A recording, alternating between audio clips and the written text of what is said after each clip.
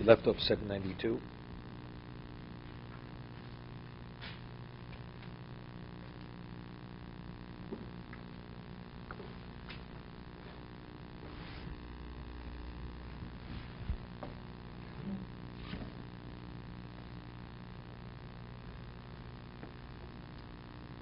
He's speaking about the importance of abstinence to wean yourself from the material, because he says that the root of all sin is where the desire dictates the intellect, where one's material needs overtakes and drives the person. He says, "Lo nota am el ha'olam ad shenotu min haTorah." He says, the people, they're not inclined to the world, to follow worldly pursuits, the material pursuits, only after they strayed from the Torah.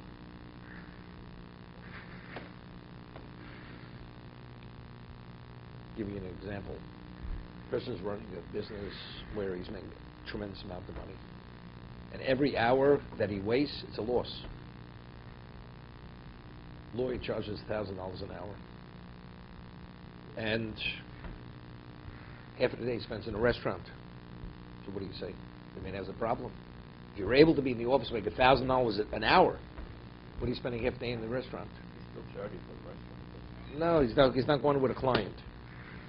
Right? So what is he? Evidently the man has some kind of addiction. The man has a problem. Because if he would appreciate and understand the value of what he's able to accomplish in the office, he's not going to the restaurant or to the pub or wherever he's going. It's the same thing. If a person is able to understand the value of doing a mitzvah, or studying, or learning, what's he pursuing worldly pursuits? If it's to facilitate his Torah and his mitzvahs, it's one thing. But if it's not, how do you give up something so invaluable to something else? The answer is because the desire has overtaken the intellect. The person doesn't have a clear understanding. He's lost a sight of what value is. But that's what he means. People incline towards this world only after they stray from the faith. He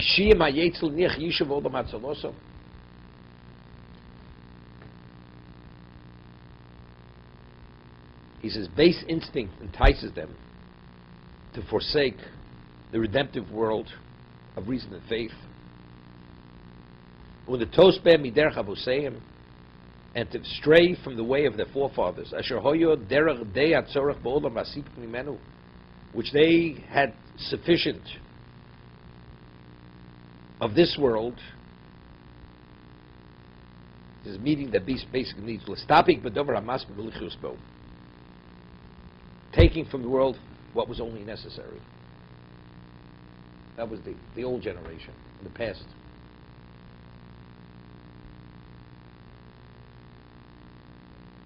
You know, it's interesting. You know, before there was such a thing as affluence, most people, there was always the concept of saving for a rainy day. Why? Because people had so little, and they know what it means not to have. So when they had a little bit more, maybe tomorrow I won't have like at one time I didn't have. In that context, you could keep a tight lid on control on your life. Because then you appreciate what something of value is, and you have a balance.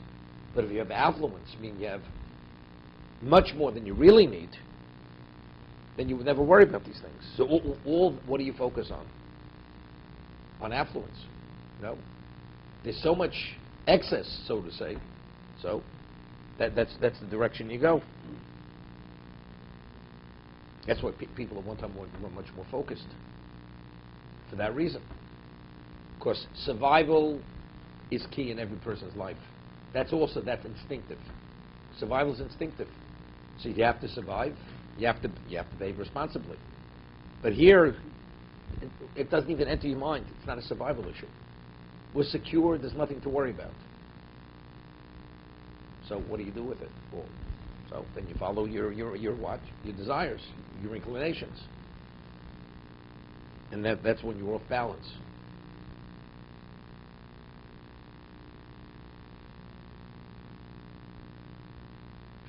He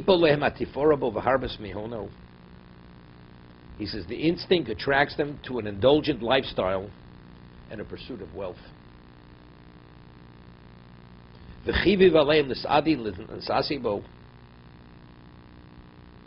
Enamoring, the translation is not really exactly what the words mean. Enamoring them of this world's luxury and prominence. Until they're literally drowning in the depths of its seas.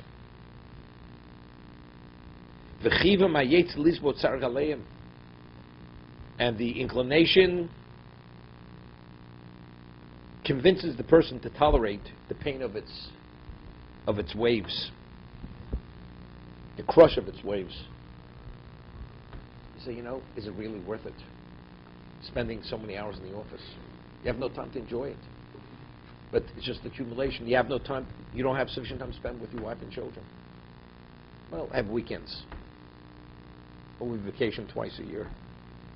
We fly first class. But you don't see your children for 340 days a year. But those 10 days or whatever days are left, those 25 days, they're exceptional. Is this reasonable? It's totally unreasonable.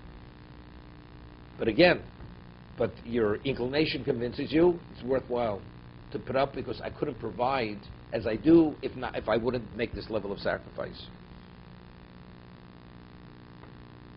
A person lives in a mansion. He has to pay a mortgage. He has to pay taxes. He can live in something more modest. When I say modest, I'm not saying it's still luxurious. But in terms of what he feels he wants, an estate with a house furnished, it's eating away. It's consuming half of his earnings. So he's working just for that kind of house. But you can work less and live in something very nice, more modest, and have plenty of time for yourself. But why? Why do you need all this pressure and all this complication? The answer is, he says,